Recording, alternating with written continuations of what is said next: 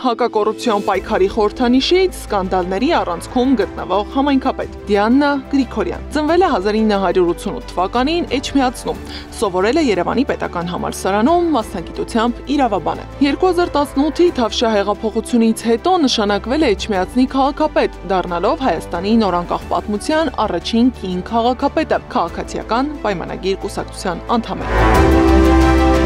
Քաղաքապետ ընտրվելու պահից Գասպարյանը Էջմիածնում հանդես եկավ որպես հակակոռուպցիոն պայքարի խորհրդանիշ, մասնավորապես նախկին գեներալ Մանվել Գրիգորյանի եւ նրա շրջապատի ազդեցության դեմ։ Նա նախաձեռնել է Գրիգորյանին զրկել Էջմիածնի պատվավոր քաղաքացու կոչումից, պահանջել փակել քաղաքապետարանի հարակից տարածքում գործող սրճարաններից մեկը, որը ըստ նրա պատկանում էր Գրիգորյանի ընտանիքին։ Այս քայլերը դարձան հանրային քննարկման եւ դատական գործընթացների պատճառ։ Նախկին բարքերը բնականաբար չկան, այսինքն արտոնյալներ քաղաքում չկան։ Սակայն տարիների ընթացքում հենց Դիաննա Գասպարյանը հայտնվեց սկանդալների առանցքում։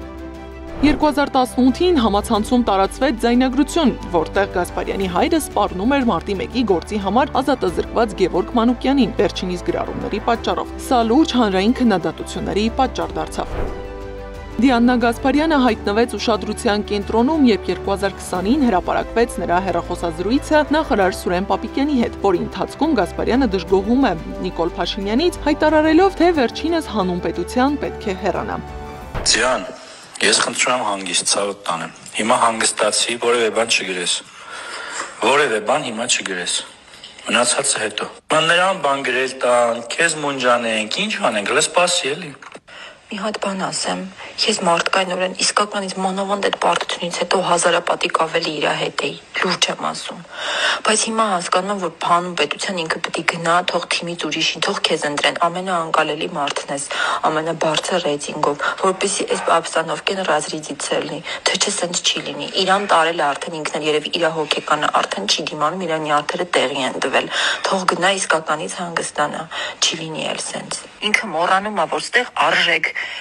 ունեցող, սկզբունք ունեցող մարդիկ են, չի կարելի այդքան վրեքներով անցնել ամեն անգամ սեփական էմոցիաները չտիրապետելու պատճառով։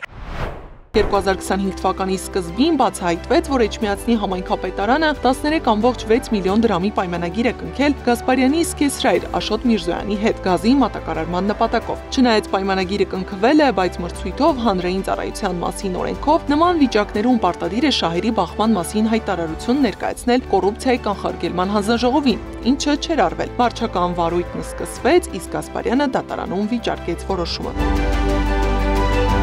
Իսկ արդեն 2025-ի մայիսին Դիաննա Գասպարյանը հայտարարեց, որ վայր է դնում մանդատն ու հրաժարական է ներկայացնում համայնքապետի պաշտոնից։